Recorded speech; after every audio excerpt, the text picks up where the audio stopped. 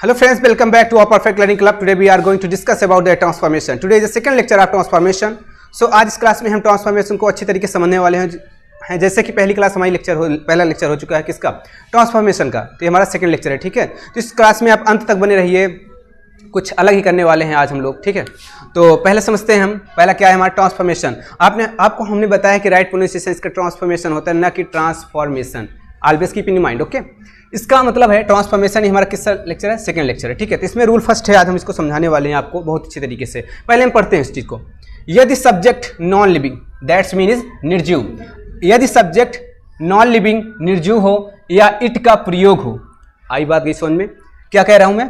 यदि subject non living मतलब निर्जीव हो या इट का प्रयोग हो तो उस वाक्य में प्रयुक्त तो for him, for me, for us को फॉर हिम को ही लिख देते हैं, फॉर मी को आई लिख देते हैं, फॉर अस को भी कर देते हैं, और इसी तरीके से चेंज करते हैं हम चले जाते हैं, ठीक। कितनी बात समझ में आई आपको, में चेंज करते हैं। और इज एम आर रहेगा तो इसमें कैन नॉट में चेंज करेंगे हम, अगर वाज वर रहेगा तो कुड नॉट चेंज करेंगे, ठीक है। इस चीज को अच्छी तरीके से बताने की हम अपनी कोशिश कर रहे हैं, ठीक है।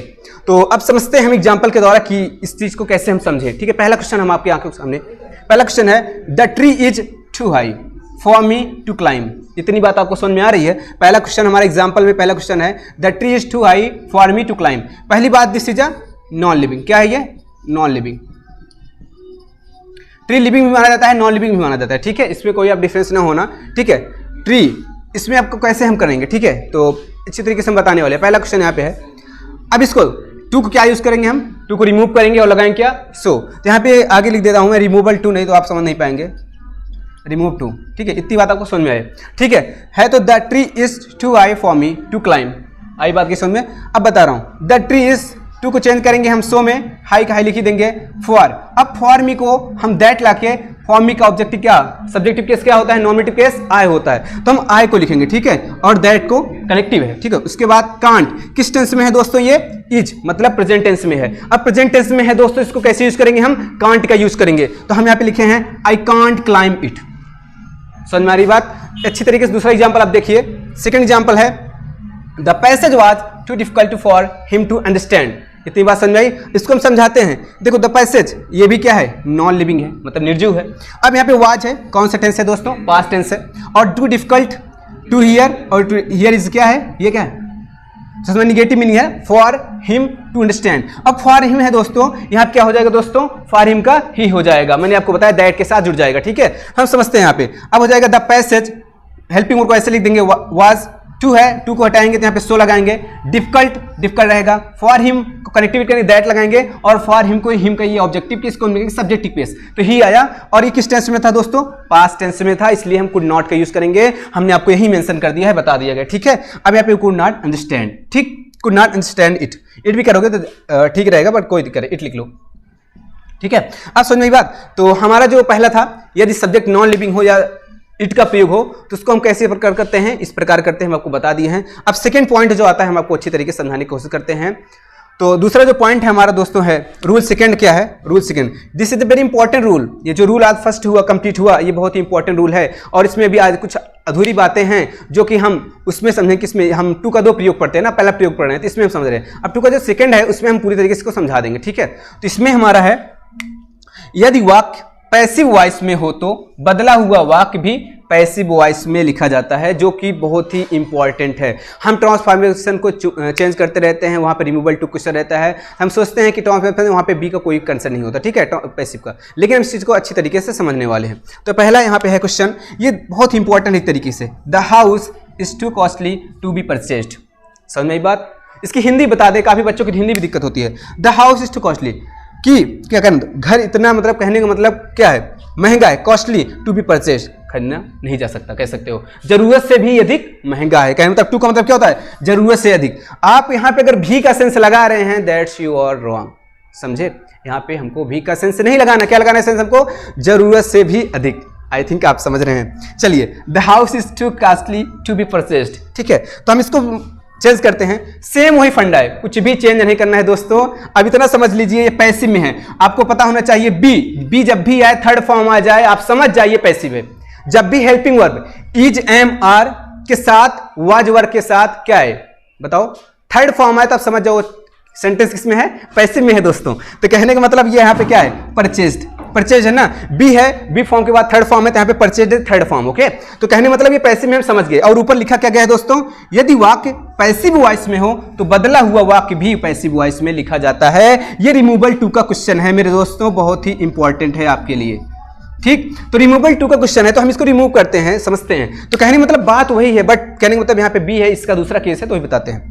अब है the house is so costly. अब यहाँ को हम बताते हैं सो का पेयर यहाँ पे दैट से बनाते हैं, दैट लिखे, और इसके बाद इट, यहाँ पे देखिए क्या है, निर्जीव है ना, इसके लिए हम इट आएंगे। सब्जेक्ट द हाउस जो है निर्जीव है, नॉन लिविंग है, यू कैन से लिविंग भी होता है, नॉन लिविंग कहता है नॉन लिविंग, समझे मेरी बात। तो कहने का मतलब है इट आएगा इसके लिए। और किस टेंस में है दोस्तों, ये प्रेजेंट टेंस में है। जब प्रेजेंट टेंस में रहता है तो कांट का यूज करते हैं, ठीक है। अब यहाँ पे कांट का यूज कर लिए, कैन नॉट। अब देखो जैसे ही लिखा गया था ट्रांसफर पे, जब रिमूवल कर रहे थे हम बी, उसको जो ऐसे लिख देंगे, ठीक है, और थर्ड फॉर्म एज इट लिख देंगे नीचे, समझ में आई बात। अब दूसरा जो एग्जाम्पल है हम आपको अच्छी तरीके से समझाते हैं। I hope are getting my points. If you have any doubt comment box is waiting for you, ठीक है। तो यहाँ पे दूसरा है the car was too costly to be purchased. कहने मतलब सेम वही क्वेश्चन है, बट आपको समझाने के लिए हम यहाँ पे दे दिए हैं, ठीक है।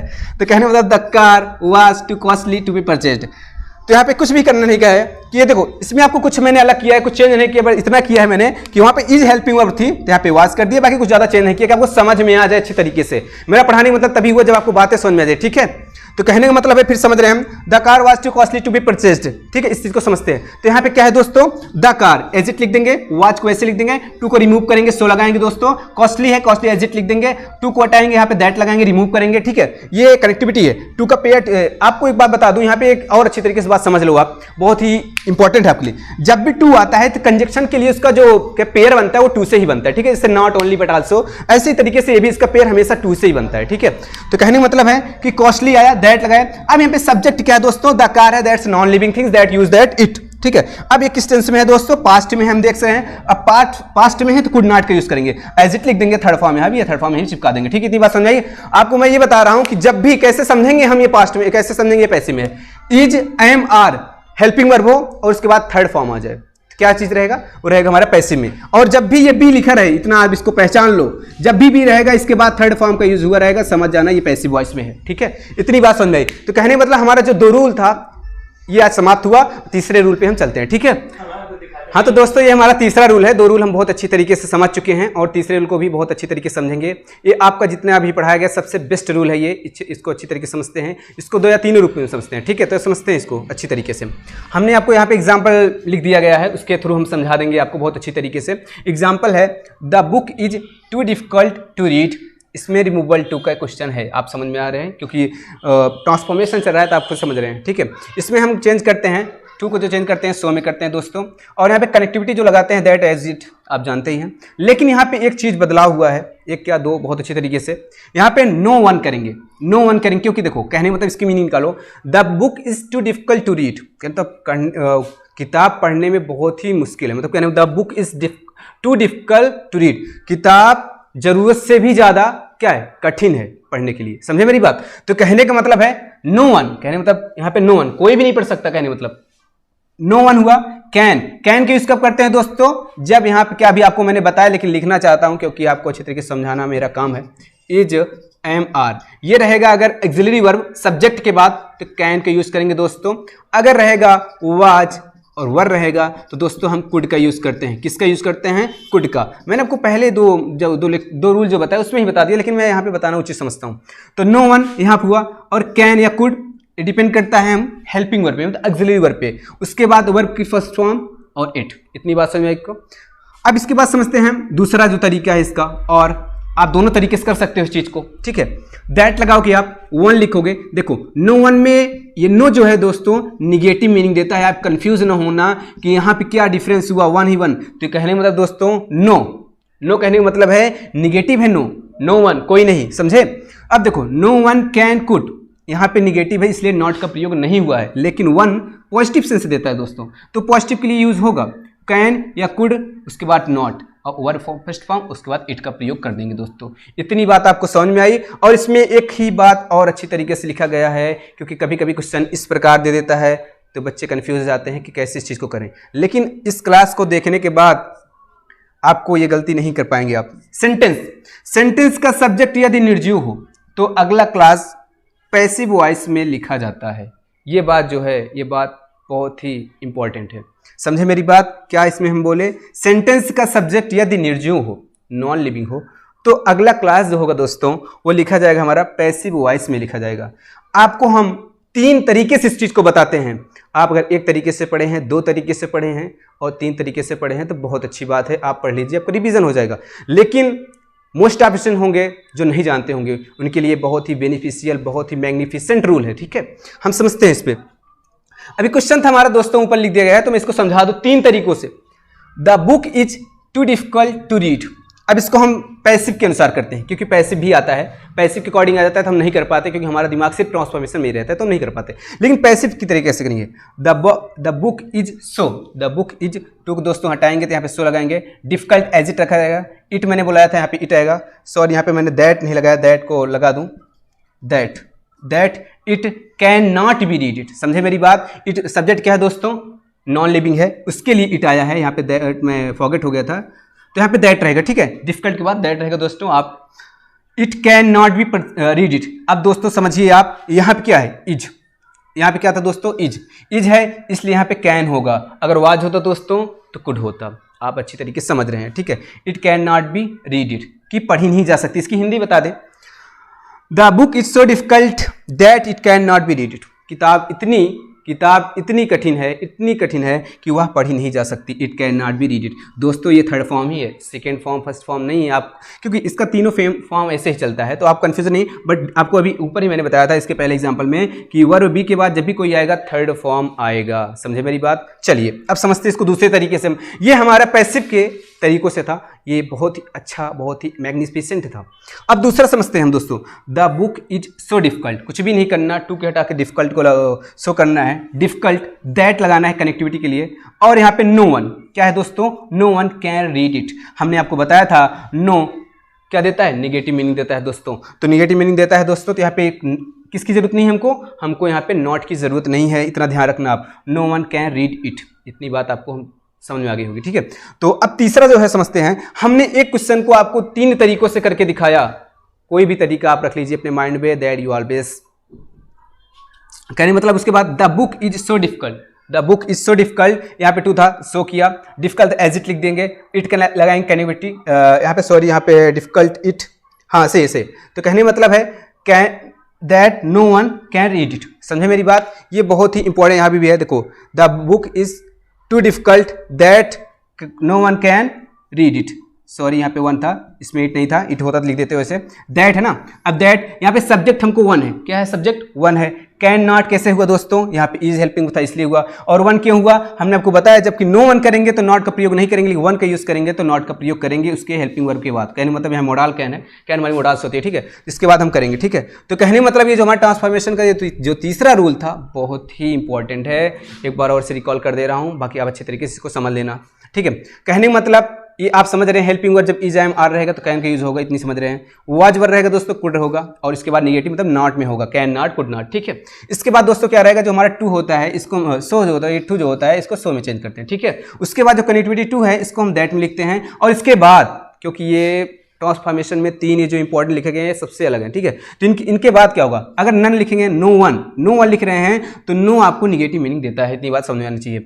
और कैन कुड इसके किसके अकॉर्डिंग, यहाँ पे सेंटेंस के जो सब्जेक्ट है उसके जो हेल्पिंग वर्ब है उसके अकॉर्डिंग, यहाँ पे एक्सिलरी वर्ब जिसे कहते हैं उसके अकॉर्डिंग यहाँ पे कैन या कुड का प्रयोग हम कर सकते हैं। वर्ब की फर्स्ट फॉर्म, उसके बाद इट का प्रयोग हुआ है, ठीक है। तो कहने का मतलब यहाँ पे जब नो का यूज करेंगे, इतनी बात आपको याद रखना है क्योंकि ये बहुत कंफ्यूजन वाला पॉइंट है दोस्तों। इस चीज को आपको रूल में याद कर लेना है अच्छी तरीके से। जब नो वन का यूज रहेगा तो उस चीज में, उस सेंटेंस में नॉट का जिक्र नहीं रहेगा, ठीक है। समझिए बात। अगर 1 का जिक्र है दोस्तों तो वहां पे नॉट का प्रयोग होगा, ठीक है। यही 3 एग्जांपल थे, आपको अच्छी तरीके से समझा दिए हैं। एक बार इसको फिर से पढ़ दे रहे हैं क्योंकि बहुत ही इंपॉर्टेंट है, इसको रख लीजिए, कॉपी में नोट कर लीजिए आप। सेंटेंस का सब्जेक्ट यदि निर्जीव हो तो अगला क्लास भी किस में होता है, पैसिव वॉइस में लिखा जाता है। ये शायद आप नहीं जानते होंगे। ठीक है, तो इतनी बात समझ में, 3 तरीकों से हमने इस चीज़ को करके दिखा दिया। ठीक है, तो ये क्लास डेडिकेटेड थी हमारी किससे, ट्रांसफॉर्मेशन की। पहला लेक्चर कंप्लीट हो गया, दूसरा लेक्चर भी आज कंप्लीट होने ही वाला है। और इसमें कुछ टॉपिक्स हैं जो आपको देंगे, और इसमें 2 वर्क्स क्या मतलब 3 क्वेश्चन देंगे जो आपको घर के लिए करना रहेगा, बहुत इंपॉर्टेंट रहेगा। अगर आपको नहीं आता तो हम तीसरे क्लास में, तीसरे लेक्चर में आपको अच्छी तरीके से उसको समझाएंगे। ठीक है, तो हम तीसरे पे मूव करते हैं। दोस्तों हमारा जो 3 रूल था वो समाप्त हुआ, और इसमें कुछ क्वेश्चन हैं आपको हमने सॉल्व करवाया, तो उसको हम देते हैं। ठीक है, तो पहला क्वेश्चन दोस्तों हमारा ये है, आपके कहने का मतलब है HW, आप इसको करिएगा। ठीक है, it was too dark to see anything, इसको रिमूवल टू करना है क्वेश्चन। पहला क्वेश्चन हमारा है। दूसरा क्वेश्चन है the sun is too hot to go out. हाँ, याद रहे, अगर आप कमेंट कर रहे हैं तो जिस प्रकार हमने तीनों तरीकों से बताया, आप तीनों तरीके से कमेंट करेंगे। ठीक है, जिसको जो भी मैं समझाया। ठीक है, अगर आप पहले समझते हैं तो डजंट मैटर। ठीक है, उसके बाद है it is too cold to go out, तो कहने मतलब हेल्पिंग वर्ड हाँ सही है। It was too cold to go out, कहने मतलब रिमूवल टू का भी ये क्वेश्चन है। तो 3 क्वेश्चन आपके लिए होते हैं। ठीक है, और इसके बाद एक बहुत ही बड़ा कहने का मतलब कन्फ्यूज़न पॉइंट मैं दूर करने वाला हूँ। ठीक है, आज तो कहने मतलब कन्फ्यूज़न पॉइंट क्या है उसको हम समझते हैं। टू, ये जो टू है दोस्तों, इसको हम जब भी का सेंस लगाते हैं, किसका सेंस लगाते हैं दोस्तों, भी का सेंस लगाते हैं, तो सेंटेंस के अंत में रखा जाता है। कहाँ रखा जाता है दोस्तों, सेंटेंस के अंत में रखा जाता है। लेकिन जब अब टू को हटाने के लिए हम जब आल्सो का यूज़ करते हैं दोस्तों, तो इसका यूज सेंटेंस के बीच में किया जाता है। समझाते हैं अच्छी तरीके से आपको। मैंने लिख दिया जैसे I like you too, I like you too मतलब मैं भी तुमको पसंद करता हूँ। इसकी हिंदी क्या है दोस्तों, भी है। जब इसकी हिंदी भी है दोस्तों, अब इसको टू को हमको रिमूव करना है। जैसे हम सोचे कि भी को लगाना है हमको, तो हम आल्सो के रूप में कैसे करें इसको, तो कहने का मतलब है आई आल्सो लाइक यू। कहने का मतलब अगर यहाँ पे हम टू का सेंस लगा रहे हैं जरूरत से अधिक, तो ये सेंटेंस इनकरेक्ट है। ठीक है, समझ में बात। तो कहने का मतलब ये पॉइंट आप नोट कर लीजिए दोस्तों कि जब टू का मतलब भी होता है तो इसका प्रयोग सेंटेंस के अंत में होता है। समझे मेरी बात। लेकिन आल्सो का प्रयोग जब करते हैं सेंटेंस के बीच में करते हैं। अगर आप ऐसे लिख रहे हैं आई लाइक यू आल्सो, तो आप समझ जाइए आप कितने हद तक सही हैं, इस क्लास के बाद आपको पता चल जाएगा।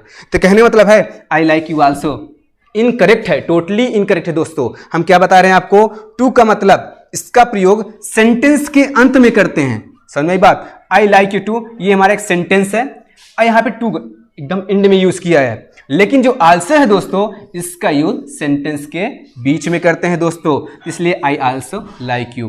तो आज की क्लास डेडिकेटेड क्लास है ट्रांसफॉर्मेशन के लिए।